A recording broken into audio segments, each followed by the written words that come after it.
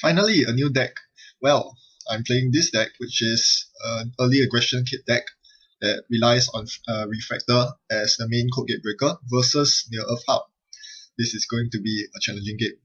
Now, on recommendation from one of my viewers, here is a diagram showing my opening hand and my mulligan. My opening hand is usually good against most harder corps. However, there is a very prominent lack of any code gatebreaker or any tutor, and it only has Show Gamble as the redeeming card. Whereas my mulligan hand is much better. I can model a BlacKat in to deal with wraparounds, which you have to expect against Near Earth Hub. And there's a Refractor, which means that I can get through any ice, any first ice, except for wraparound, because that requires 2 stealth credits. And I have a Cloak, which is awesome, because that gives me the 1 stealth credit that I need to pump Refractor up to 5 strength, if need be. Alright, so it opens with a gaping open R&D. Unfortunately, I cannot take full advantage of that.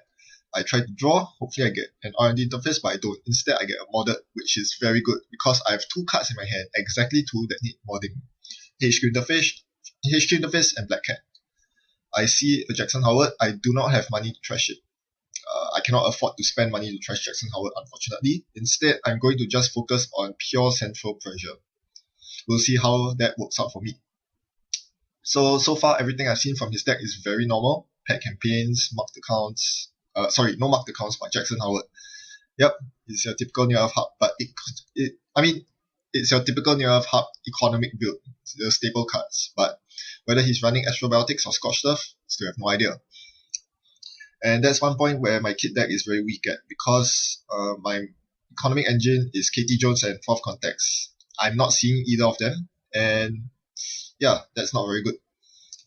If it's a Seesaw, Tag and Back Seesaw Scorched Earth variant, I'm pretty screwed.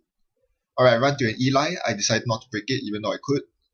Those credits were important to me, and more importantly, I want to get my Astrolabe out. Ah, yes, this new hardware. Just how good it is, well, let's find out. Against Near Earth Hub, it's bound to be pretty useful. So, he installs a new server. I draw a card. I see a Lockpick. Very good. Now, Lockpick is extremely important in kit because you are almost always using Refractor to break the first piece of ice. So Lockpick is never a dead card. In fact, it would pay itself off, probably pay off better than the Show Gamble if you play it out early. So because he installed 2 new servers that turn, I get to draw 2 cards, along with an SMC. But I don't need an SMC anymore. I found all the breakers that I needed, and he tried to be sneaky by sneaking a view on the board. I call him out on that. He's not going to get away with free agendas. He thought he could do that safely because I did not check any of his first 3 remotes. Well, he was very wrong on that. As such, that's a 4-point swing. Instead of him scoring 2 points, I now score 2 points, and that's very important for me because I need all the help I can get against Near Earth Hub. Once he gets the Astro Train going, he's nigh unstoppable. Okay, so he protects his Jackson Howard. I saw that was a Jackson Howard earlier. And installs a card down there, which I have to assume is a Sand City Grid. Very interesting choice that he's making. I suppose this is because I'm playing Astrolabe, otherwise he'll create a new server and draw a card. He doesn't want me to power draw with Astrolabe, hence he's putting everything in the same server. A wise move from him, but that goes to show how powerful Astrolabe is. I perform a HQ run with HQ interface and I see fast track biotic labor. So that confirms it. He's running Astrobiotics. And he has all the tools in hand needed to get things going. Once he scores his first Astro script, his second one will come immediately. And that is a very fearful prospect for me. I can only try to lock down his R&D, but even breaking Eli is not that cheap. It still costs 3 credits whether I'm using Refractor or BlacKat. That's a problem. That is a real problem. He ices up HQ. Now that's what I worry about. The HQ ice could be a roto turret. If he's saving it, he's not rezzing it. And if I choose to run HQ, he reses the roto turret, he gets to snipe off one of my breakers, which is very painful. I draw into a Tinkering, so that should be that should lessen the pain, but I decide to risk it anyway. I pay through the pop-up window. Notice that I'm using my credits instead of using Cloak. This is because I feel that the inner ice is a toll booth. That was the other option I was thinking. It could be a toll booth. He doesn't want to spend money to res it. So he's not resing it still. I have no idea what the ice is. Yeah. If I do hit a toll booth, I do not want to lose the 3 credits in my credit pool. You notice something? My credits, I'm really struggling with credits. This deck shouldn't be struggling with credits because I should be using recurring credits to pay off all my runs. So I'm making basically 1 run every turn with Kit's ability and all the recurring credits. He's doing something interesting. He reses the Sansan and double biotic. He doesn't res the Sansan, sorry. He just double biotics out and NAPD. That is a very questionable play. That brought him down to 2 credits. That was definitely not a good play. I don't know what situation he was in, but he definitely could afford to keep the NAPD in hand or trash it to archives because he has Jackson. Scoring an NAPD like that is very undesirable for the core. You need that biotic label for the Astro script. I assume he's running 1. So yeah, I'm really not sure what happened there, but he definitely is killing his own chances at winning this.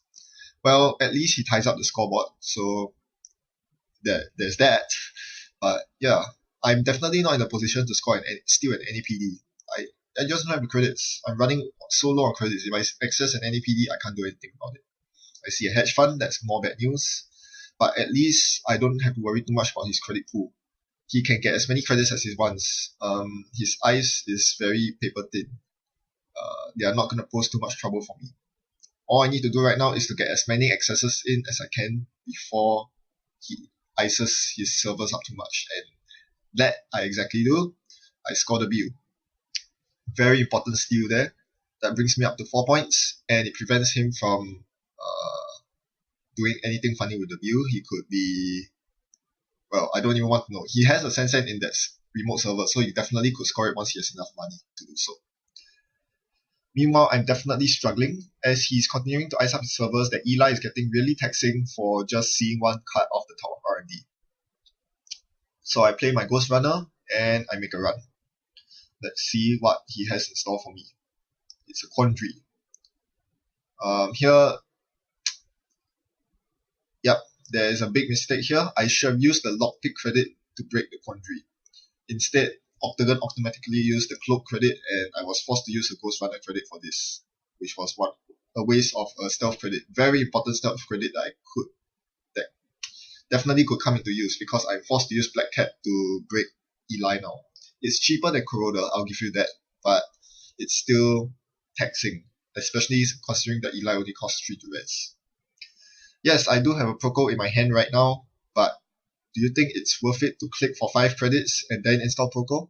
In that time, he could be drawing and scoring his Astro script, and I'm not making use of my recurring credits to make runs. So installing Proco now is not the right choice for me, which is really unfortunate because I really need that draw and click efficiency with credits because I'm finding myself clicking for credits every single turn, drawing 1 card, and then making a single run, hoping that I can hit an agenda.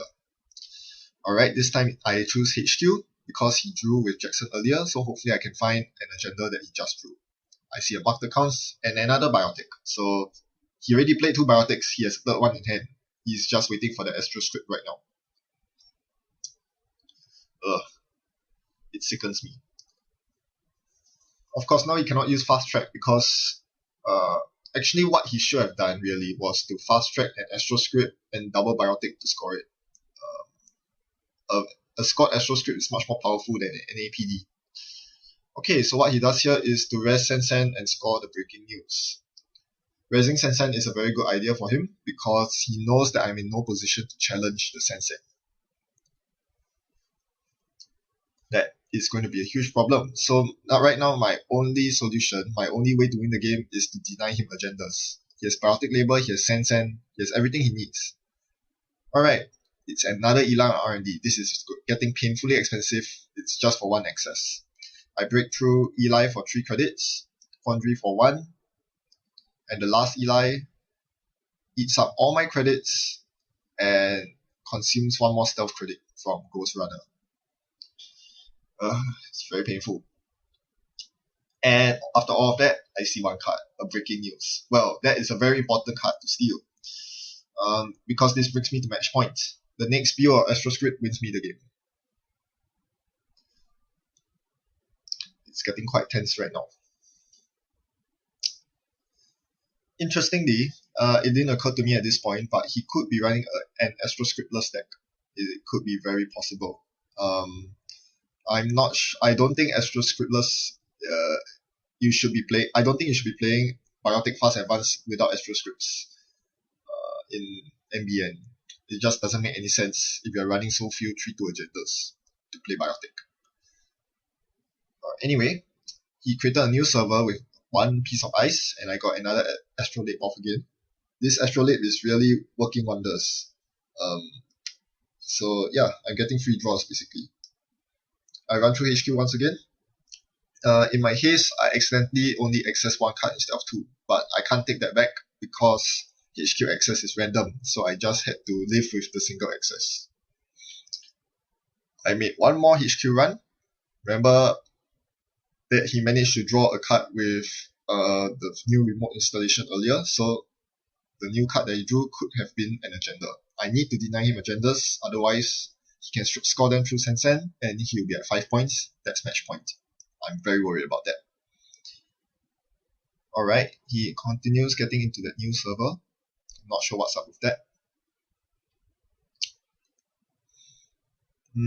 At this point, right now, since I'm at match point and I've been playing the way I have, not playing the Proco, I'm committed into just clicking for credits and making a single run every single turn until I win or he wins. So this time I pick R&D. My accesses are still very inefficient, but I can't do much about it. I haven't been seeing my R&D interfaces, and that's a Grim. Okay, that's an ice to really worry about now. Grim is going to tax me quite a bit. Okay, it's only 2 credits to break with Refractor, but yeah, once he layers something on top of that Grim, I'm pretty much doomed. And that is the Grim that you see on the Sensen server, I'm pretty sure. But he's making a huge mistake. I'm clearly disinterested in running the Sensen server. It's res, for heaven's sake, and I'm not even running it. He's dedicating 3 ice there, 3 useless ice which could have been put on his central servers. He has more than enough money to pay for it all. He's making a big mistake by not putting ice on his centrals because it's still reasonable for me to break through the central servers. I only need to pay 1 or 2 credits from my credit pool. The rest is spent using recurring credits. And I find the build that he drew to win the game.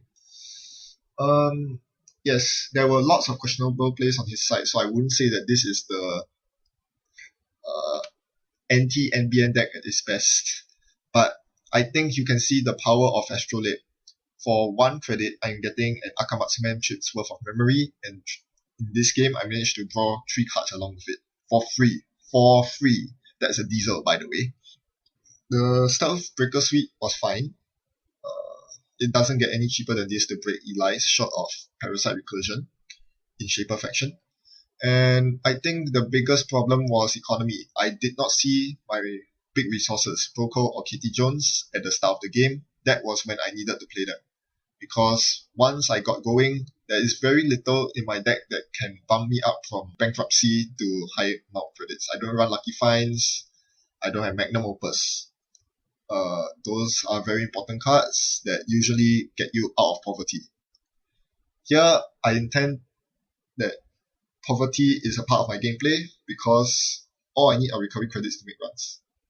Unfortunately, I do need Katie Jones and Proco if I want to make it to the late game, and had I not accessed the build this game could have been sealed out for me. Who knows? Thanks for watching and happy net running.